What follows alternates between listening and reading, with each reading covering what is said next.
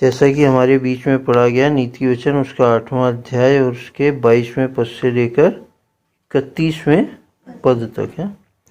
यहाँ हम जो पढ़ा है हमने और सुना है वो बुद्धि अपने विषय में हमारे लिए बता रही है ना। बुद्धि बता रही है कि मैं कब से कब तक थी और मुझे कहाँ आनंद प्राप्त होता है, आखिरी पद में बताया। तो 22वें पद से पढ़ना हम स्टार्ट करते हैं। यहोवा ने मुझे काम करने के आरंभ में वरन अपने प्राचीन काल के कामों से भी पहले उत्पन्न किया। बुद्धि जो है, ऊपर के वचनों में हमने पढ़ा कि जो बुद्धि को प्राप्त करते हैं वो क्या करते हैं, समझ को और पराक्रम को, युक्ति को, है ना, हर एक उस चीज को प्राप्त करते हैं जो इस संसार में मनुष्य के लिए सोने चांदी कुंदन हीरे जवाहरातों से कहीं बढ़कर है, जो बुद्धि को प्राप्त करते हैं। वरना हम संसार में क्या देखते हैं, लोग वाग रुपया पैसा सोना चांदी की तरफ भागते हैं, जो कि क्या है, नाशवान वस्तु है। जिस दिन हम कहते हैं चले जाएंगे इस संसार को छोड़ के, वो यहीं सब छूट जाएगा। लेकिन अगर हमारा ध्यान, यदि हमारा ध्यान बुद्धि को प्राप्त करने के लिए लगता है, तो बुद्धि कहाँ से, जब परमेश्वर ने कुछ भी नहीं बनाया था तब से बुद्धि परम पिता परमेश्वर के साथ है। और जो इसको प्राप्त कर लेते हैं तो बुद्धि क्या है, सब कुछ उन्हें देती है, उनके भंडारों को भर देती है, उन्हें हर प्रकार के पराक्रम से युक्तियों से भर देती है, ताकि वो जीवन की कठिन से कठिन परिस्थितियों में भी बुद्धि के साथ चलकर अपना विजय प्राप्त कर सकें। तो यहाँ बुद्धि कहती है कि मुझे यहोवा ने, यानी कि परमेश्वर पिता ने काम करने के आरंभ में वरन अपने प्राचीन काल के कामों से भी पहले उत्पन्न किया। मैं सदा से वरन आदि ही से, पृथ्वी की सृष्टि के पहले ही से ठहराई गई हूँ, जब ना तो गहरा सागर था और ना जल के सोते थे, तभी से मैं उत्पन्न हुई। जब पहाड़ व पहाड़ियाँ स्थिर ना की गई थीं, जब यहोवा ने ना तो पृथ्वी और ना मैदान ना जगत की धूलि के परमाणु बनाए थे, इनसे पहले मैं उत्पन्न हुई। आज देखो बहुत बड़ा इस हमने अभी जो पढ़ा है पद जो है 26वां है, जब यहोवा ने ना तो पृथ्वी और ना मैदान ना जगत की धूलि के परमाणु बनाए थे, इनसे पहले मैं उत्पन्न हुई, है ना। आज हम क्या है, परमाणु से विनाश को ढूंढ रहे हैं। आज देश देश पे, आज जैसे यूक्रेन और कहते हैं रशिया में लड़ाई छिड़ी हुई है, तो लोग काहे से डर रहे हैं, परमाणु बम के फटने से डर रहे हैं कि कहीं ऐसा ना हो कि आपस में ये लोग परमाणु बम के हथियार छोड़ दें और दुनिया को नष्ट हो जाए, या जो मनुष्य जाति है उसका नाश हो जाए। लेकिन अगर हम ये पढ़ते हैं, जब कि विज्ञान इतना नहीं था, जब ये पुस्तक सुलेमान राजा ने लिखी नीति वचन और परमेश्वर की गूढ़ बातों का रहस्य खोला उसने, तो यहाँ हम परमाणु के विषय में भी सुनते हैं कि परमेश्वर ने धूलि के परमाणु बनाए थे। उससे पहले परमपिता के साथ कौन था, बुद्धि थी, है। तो अगर हम बुद्धि को प्राप्त करने का यत्न करते हैं तो हम परमेश्वर के भय को समझ पाते हैं। परमेश्वर का भय क्या है, हमारी हानि के लिए नहीं है, या परमेश्वर का भय जो है वो ऐसा नहीं है कि हम उससे डर कर रहने वाली बात हो, अच्छाई के लिए डर के नहीं रहने वाली बात, परंतु बुराई के लिए डर के रहने वाली बात। लिखा हुआ है परमेश्वर का भय जो है वो एक पवित्र भय है। क्यों? क्योंकि हम अगर उसके पवित्र भय में रहते हैं, चलते हैं, तो हम बुराई से बचे रहते हैं। परमपिता परमेश्वर ने जब ये परमाणु बनाया तो उसने दुनिया को नष्ट करने के लिए नहीं बनाया, बल्कि दुनिया के धूल के कणों में परमाणु को पैदा किया है। आज हम संसारिक बुद्धि को प्राप्त करके, विज्ञान को प्राप्त करके उस धूलि के, जिनसे कहते हैं मनुष्य की भी सृष्टि हुई, जो पूरी सृष्टि हमें धूल की और मिट्टी की दिखाई देती है, जिससे परमेश्वर पिता ने इतनी सुंदर पृथ्वी को बनाया, रचाया। आज मनुष्य उसी धूलि के परमाणु से क्या कर रहा है? दुनिया को नाश करने का। तो हमें समझना चाहिए कि परमेश्वर पिता का भय और उसकी दी हुई बुद्धि जो है दुनिया को संवारती है, दुनिया को सजाती है। जैसा कि हम पिता परमेश्वर की सजाई हुई, रचाई हुई सृष्टि को देखते हैं। लेकिन जो संसारिक बुद्धि है, जो वैज्ञानिक बुद्धि है, ये क्या कर रही है? दुनिया को नाश करने के लिए जा रही है। तो हम किसे प्राप्त करने का यत्न करें? क्या हम संसारिक बुद्धि को प्राप्त करने का यत्न करें, या हम परमेश्वर के भय के साथ की बुद्धि को प्राप्त करने का यत्न करें? परमेश्वर के भय के साथ अगर बुद्धि को हम प्राप्त करने का यत्न करेंगे तो परमपिता परमेश्वर के वचन में लिखा हुआ है, इब्रानियों की पत्री में, जहां तक मैं गलत नहीं बोल रहा, कि आज तो तुम केवल उसकी संतान हो, लेकिन आगे तुम क्या कुछ और नहीं होगे।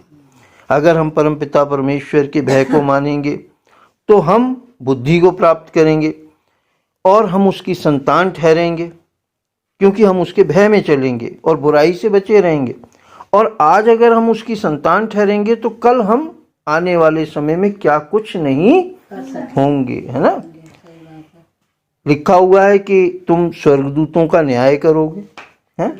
जबकि क्या है, आज जो है, अगर हम परमपिता परमेश्वर का भय ना माने तो आज हम संसार में लोगों को देखते हैं स्वर्गदूतों की पूजा करते हैं, ठीक है कि नहीं, देवी देवताओं की पूजा करते हैं, क्योंकि वो परमपिता से नहीं डर रहे, वो उनसे डर रहे हैं।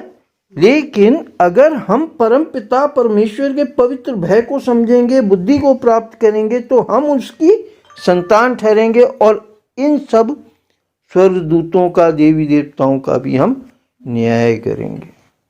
परमेश्वर का वचन यही बताता है। जैसा कि कल भजन संहिता में भी शारोन ने पढ़ा था कि मैं सारे देवी देवताओं के आगे तेरे नाम का गुणवाद करूंगा। मैं तेरा, यानी गुणवाद, यानी कि तेरे गुणों का प्रचार करूंगा, क्योंकि परमेश्वर जो है किसी को नाश करने वाला नहीं है, परंतु बनाने वाला है। बनाने वाला है, सृजनहार है, बचाने वाला है। लेकिन जो कुछ और इसके अलावा हम चाहे देखते हैं, चाहे वो हमारी वैज्ञानिक बुद्धि हो, चाहे वो हमारी संसारिक बुद्धि हो, चाहे वो किसी भी प्रकार की और कोई हमारी क्यों ना शिक्षा या बुद्धि हो, वो सिर्फ नाश करने के लिए है।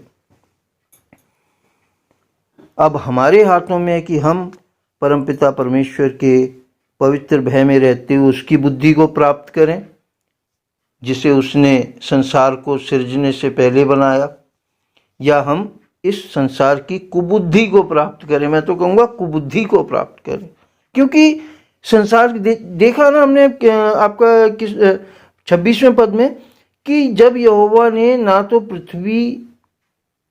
पृथ्वी और ना मैदान ना जगत की धूलि के परमाणु बनाए थे, इनसे पहले मैं उत्पन्न हुई। धूलि के परमाणु परमपिता परमेश्वर ने काहे के लिए बनाए? पृथ्वी को सजाने के लिए, है, पृथ्वी को बनाने के लिए। लेकिन आज मनुष्य इन परमाणु से क्या कर रहा है? पृथ्वी को नाश करने के लिए, है। तो संसारिक क्या है? कुबुद्धि है, जिसमें लोग अपने आगे डॉक्टर, प्रोफेसर, साइंटिस्ट नाम लगाते हैं, लेकिन ये सब क्या है?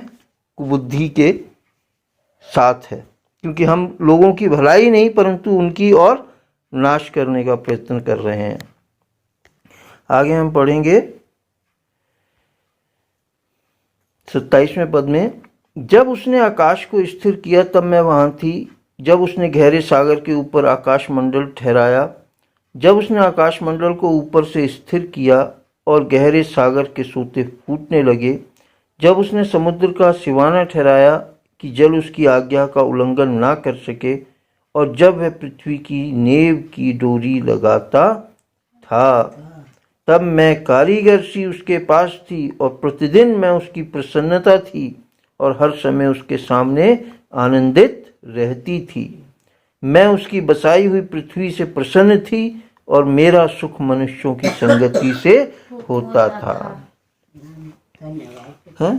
कितनी बड़ी आज ज्ञान की रहस्य की बातें, जैसा कि हमने नीति वचन के प्रथम अध्याय में पढ़ा कि ये जो नीति वचन है ये परमेश्वर के रहस्य की ज्ञान की बातों को हमारे आगे रखेगा। आज हमें वो सब बातें सुनाई पड़ रही हैं, पढ़ रहे हैं, हम उन्हें सुन रहे हैं, समझने की कोशिश यत्न कर रहे हैं। क्यों? क्योंकि इन सब चीज़ों के लिए आज का जो साइंस है वो तलाश कर रहा है। साइंस कह रहा है आज का कि वो गॉड पार्टिकल कहाँ है, उसकी ढूंढने की कोशिश कर रहा है कि जिससे सृष्टि बनाई गई। अरे भाई, तुम गॉड पार्टिकल तो जीवन भर नहीं ढूंढ पाओगे। अगर तुम परमपिता परमेश्वर के पवित्र भय को समझो और उसके प्रेम को जानो, तो आज हमें नीति वचन में ये सब दिखाई पड़ रहा है कि किस प्रकार से परमपिता परमेश्वर ने बुद्धि के साथ इस सृष्टि की रचना की और इस सुंदर सृष्टि को बसाया। और बुद्धि कहती है कि जब कुछ वो सब ये कार्य कर रहा था, पृथ्वी को बना रहा था, तो क्या था कि मैं उसके साथ थी। तब 29वें पद में, तब मैं कारीगर सी उसके पास थी और प्रतिदिन मैं उसकी प्रसन्नता थी और हर समय उसके सामने आनंदित रहती थी। और 31वें पद में, मैं उसकी बसाई हुई पृथ्वी से प्रसन्न थी और मेरा सुख मनुष्यों की संगति से होता था। आज हमारी जो साइंस है, हमारा जो सब कुछ है, उसकी प्रसन्नता क्या है? एक दूसरे का नाश, सर्वनाश करना। लेकिन परमेश्वर की बुद्धि को अगर हम प्राप्त करेंगे तो एक दूसरे की उन्नति का विचार करेंगे। परमेश्वर पिता यही कहता है कि हम एक दूसरे की संगति में रहें, है ना। जैसा कि बुद्धि ने भी कहा कि मेरा सुख कहाँ है, मनुष्यों की संगति से होता है। जब मनुष्य आपस में संगति रखते हैं तो बुद्धि की बातें निकलती हैं, ज्ञान की बातें होती हैं। और परमपिता परमेश्वर प्रभु यीशु मसीह अपने वचन में भी कहते हैं, एक दूसरे आपस में संगति रखो, ताकि क्या हो कि आपस में जब संगति रखोगे तो बुद्धि भी तुम्हारे पास आएगी। क्योंकि जिस प्रकार से बुद्धि परमपिता परमेश्वर के साथ पृथ्वी की सृष्टि को बनाने में उसके साथ कारीगर सी साथ में थी, वैसे ही वो मनुष्यों की संगति से प्रसन्न होती है और वो उनकी साथ होती है।